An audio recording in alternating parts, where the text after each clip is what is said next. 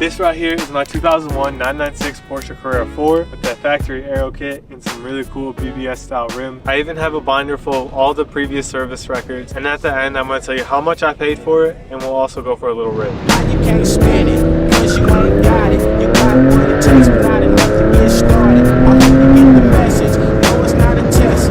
What I love so much about this car is definitely the Aero kit. You can tell if it's an Aero kit by the front bumper, the side skirts, and also the taco spoiler in the back. They called it a taco spoiler because of the shape back here. And this spoiler only came on the 996.1 generations. The .2s actually had a different spoiler. When I originally got the car, the wing was flush, and I adjusted it up just a little bit to kind of add some more flair to it. You know, most people don't like their fried egg headlights, but for me personally, I think I like them more because everyone else hates them. And what I think is really cool is that on my favorite race car, the Porsche GT1, it shares the same headlights. When I first saw this car on Auto Trader, I knew this had to be my car. This has the GT3 style BBS 2-piece rims, and I just think they look so good on this car. The previous owner actually had some wheel spacers already installed. I believe there's 10mm or 15mm on the back, and it is lowered a little bit more. The back wheel spacers are actually really good. I think the fitment's perfect back here. There's also a little camber on the wheels, but if we move to the front, you can see that the front wheel is a little tucked. There's also some camber here, so maybe that's why it looks tucked. But I think with maybe 5 more millimeters on the front, it would look perfect. I love the stance of this car so much. Like I said, the Aero kits come with a different side skirt. Also had these kind of like rocker panels installed. I was pretty mixed about it at first, but I think it adds a little new touch to the car that I like. I've had this car for almost 2 weeks now, and I'm still just so blown away that this is still my car. Not too sure how clear it is, but you can see that this has RSS control arms. The previous owner also had the yellow calipers painted, which I like because they match the seatbelts. This is one of my favorite features of the car right here is the yellow seatbelts. I just think it stands out a little bit more than the normal Carreras. I feel like I got so lucky on this car with all the different options that I have. I'm just so blessed that I was able to find it. I seriously think this car was like calling me. On the door, we have Alcantara on the handle and also the door pockets. This car was equipped with the carbon package, so we have the carbon Carrera door sill.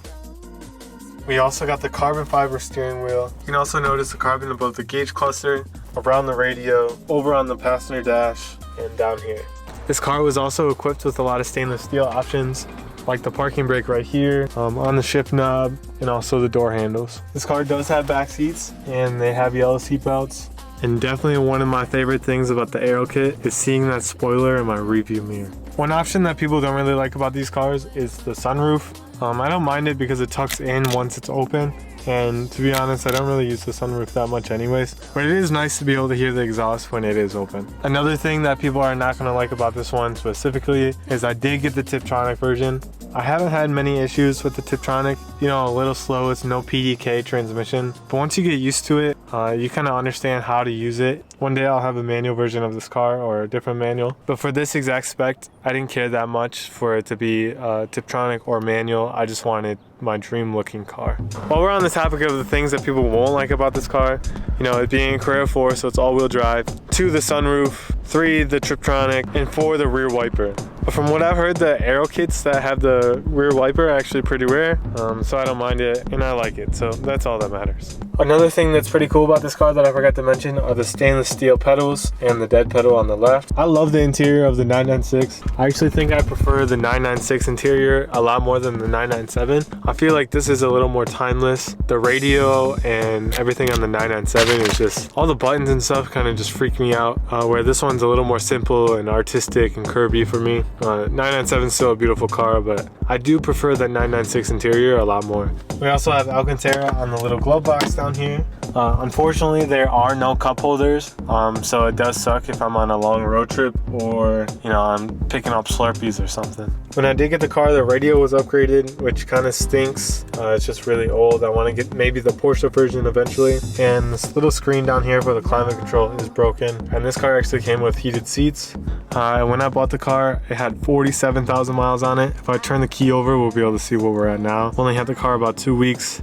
And I think I put almost 2,000 miles on it. Sometimes you can get these gauge clusters in white, but I actually really like how mine are in black. And as if you can see, the miles at 48,982. So in 2 weeks, I've almost already put 2,000 miles on this car. 47,000 divided by 22 years, which this car is 22 years old. I think it's around like 2,100 miles per year. So I've basically driven this car more than it's been driven on average every single year, which is pretty cool. You know, these cars are made to be driven and not sat in a garage, but maybe in the wintertime I'll drive my Tesla more. I do definitely want to get this out in the winter and do some donuts and road trips in this thing. So if that's something you guys are interested in, make sure you guys follow. The owner also gave me a whole booklet of all the records. I'm gonna grab that out of the front and we can go through some of it and see what was spent on this car. All right, to open the front, it is the electronic version, so we just pop it there. So in the front trunk of the C4, you do get the fuel tank in the front. On the C2s, you actually have more space in the front. And then the donut for this car is actually tucked underneath this. Down there, you can kind of see it. Here's the owner's manual that came with the car. And then here's the binder that the owner gave me with all the previous records. I'll show you some of the greatest things in here. The owner's giving me this booklet of every single thing that's ever been done to this car. It makes it so worth it to me and made me want to jump on the car even more. I don't know if this is the original sticker, but you can see all the options that came on it. The original retail price being $93,000. This one has the carbon package, seatbelts in yellow, carbon/leather. This goes through pretty much everything that all the owners ever spent on it. So the previous owner spent $2,200 on a new drive shaft. One of the owners actually put in like $10,000 into this car. I think it was this one right here. In 2012, this owner put in a $10,000 service. I'll just read some of the different things that it was done. You know, they did a cylinder leakage test, includes replacement of spark plugs, replace left and right mufflers including exhaust tips, remove and install reseal camshafts, install suspension upgrade kit H&R springs, install adjustable rear upper control arms, both by include RSS adjustable rear link kits. But yeah, that was a $10,000 upgrade that this guy put on the car. Oil changes and lubrication services that they ever did on this car. So this car came with all these different records, and it's pretty unbelievable that they had this all laminated and given to me. So I'm sure you guys are wondering, how much did I pay for this car? And I'm gonna tell you the exact number.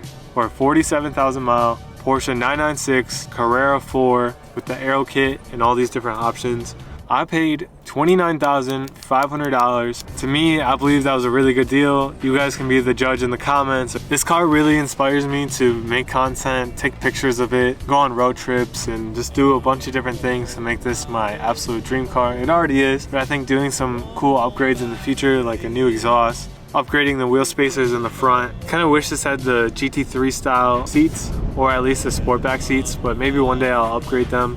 Now we're gonna go rip the car. I'm gonna get some interior and exterior shots so you can hear how it sounds, and I'll let you know how it drives.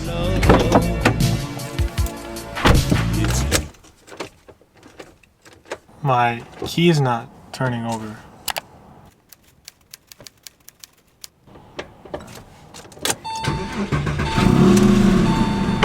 That was so weird. It was like locking, it wouldn't turn. That had me a little scared because I don't have a spare key. But yeah, let's go for a drive in the 911. Off top, nigga, you know what I'm saying? Yeah. First off, the steering is so heavy in this car. Personally, I love how it feels. When you shift down in the first gear, you get that big, like, downshift. Yeah, above 4,000 RPMs, man, she just starts to scream. 5,000 even too, she just... I love this car so much. The steering feels so dialed, especially with the upgraded suspension. It is four-wheel drive, so it is a little bit harder to get the ass end to kick out. But if I turn off all the controls and it's a little wet, I'm sure I could kick her out. You just feel so dialed and connected to the road. That was the first thing I noticed when I first drove a 911, was just that response you get in the steering wheel. You switch lanes and everything just feels so dialed. The Tiptronic, it's slow, but it's not as bad as everyone says. Once you get used to it, it's seriously not that bad. The brakes are pretty good. There's a little travel in my brakes, but...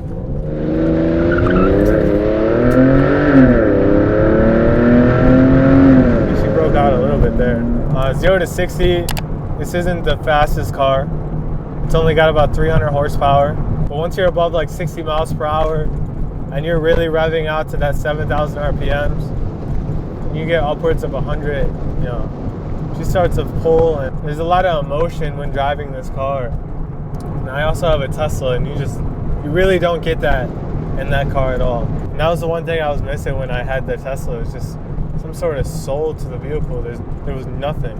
Even cruising at like 35 miles per hour, it's just so nice. And around corners, man, this thing is just planted. This is such a good car, man. The 996s are so underrated. I don't know what car you can get that's rear engine that feels like this for under 30 grand. In a couple of years, these cars are going to be worth way more than that. Just because the headlights are ugly and it's the first water-cooled car. I get it, but you're getting such a bang for your buck in this car. That's why I want to make this like my dream spec, to make it a perfect car for me. I talked about it in my last video that this car is a 2001. That was the same year I was born. So this car is pretty special to me. Never want to lift in a corner in a Porsche.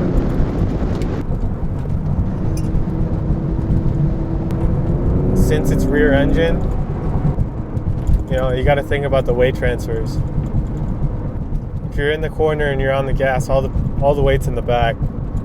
As soon as you lift, everything's going to shift forward. And what happens with a lot of people is when that weight does get shift forward, that tail end could, you know, break out, and you can just lose control. That's what 911s are about. They're rear engine, so the engine's on the very back of the axle. You can do a lot with like throttle steering, I'm pretty sure it's called. Using the throttle to control your steering and to use it to work with you and not against you.